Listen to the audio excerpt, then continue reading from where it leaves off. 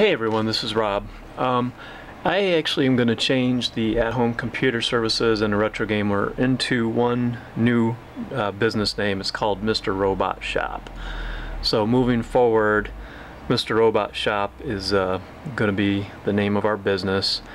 I'm doing that just because we have one store that's pretty much doing two different separate things. And so instead of answering the phone, retro gamer and at-home computer services, I just wanted to keep it simple and have one name. So Mr. Robot Shop is going to be the new name. I do have a new website I built. Mr. Robot Shop or store.com will take you there. And I did this through a company called Wix. And it's pretty easy to do. They'll register the domain and everything for you. I think it's like 10 bucks a month. So we do retro and modern video games, same day computer repair, custom gaming and vintage towers. We do sell the HP EliteBook laptops and usually business class towers. Got your accessories and parts for your cables, batteries.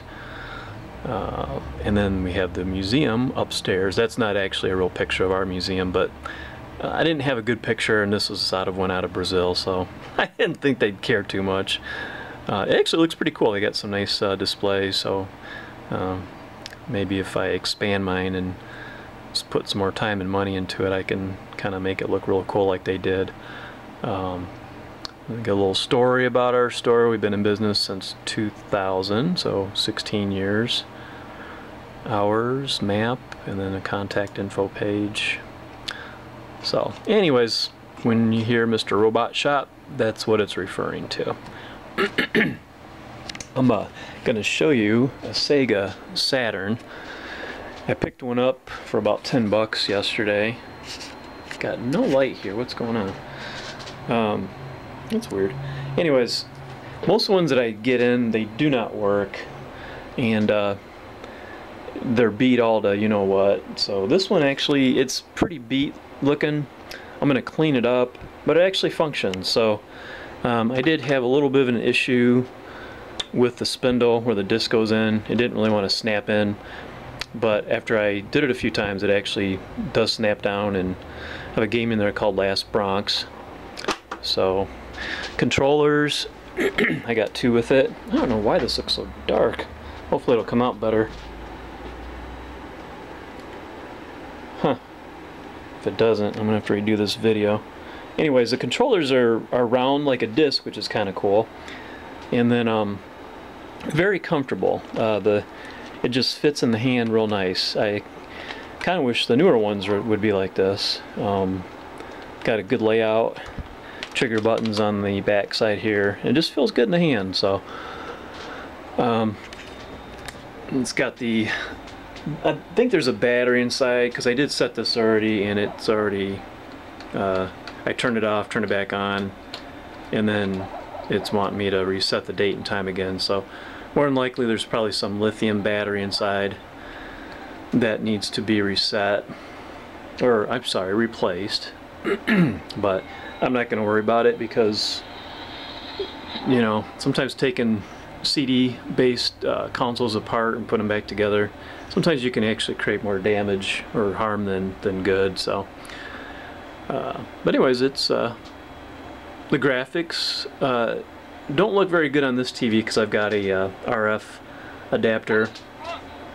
I did order some composite video cables off of eBay, so those should be coming, so we'll get a little better picture. But even though the picture is not very good on the TV, it actually, the graphics and the video shots are very good considering the age of the console. Gameplay on this game was actually really good. It was fun. I did go online, and it looks like there were over 500 games made for the Saturn, 597. So I'll scroll through the list here, and unbelievable how many games there were. I grew up in the time of the Atari 2600 and before, and I vaguely remember the Nintendo NES because some of my friends had it, but that was when we were starting to get into you know, middle school, high school, so, you know, girls were a little more important than video games at that point. But anyways, you know, for a console, disc-based console with that many games in this generation, that's a lot of games, so I was actually pretty impressed with that. I'm going to turn this down because the music's kind of annoying. So there is a slot on the top of the console. I thought it was actually for a Genesis cartridge, so I went and grabbed my Genesis Street Fighter 2 cartridge, but it didn't fit in. But I did get some cartridges, Sega Saturn backup cartridge and a ST key. So I'm not sure what these do. My guess is maybe game save. I'm not sure what the ST key is, but these two cartridges did come with it. They are shaped differently. This Genesis is more rounded. These are squared off, so obviously the Genesis won't even fit in the cartridge slot. But those cartridges, like I said, must have served a specific purpose. So I don't really have a whole lot more to say about it. I'm going to clean this one up. I'm probably going to sell it. I do have one upstairs in the museum. I don't think it works, but some of the stuff in the museum, if it doesn't work, it's just for show, and that's fine too. I don't have a lot of games, and we don't see a lot of games, so, you know, keeping this one around in the museum when I can sell it, probably, looks like they go for $80 to $100 on eBay. So I'm gonna probably just clean it up real good and throw it up on the shelf.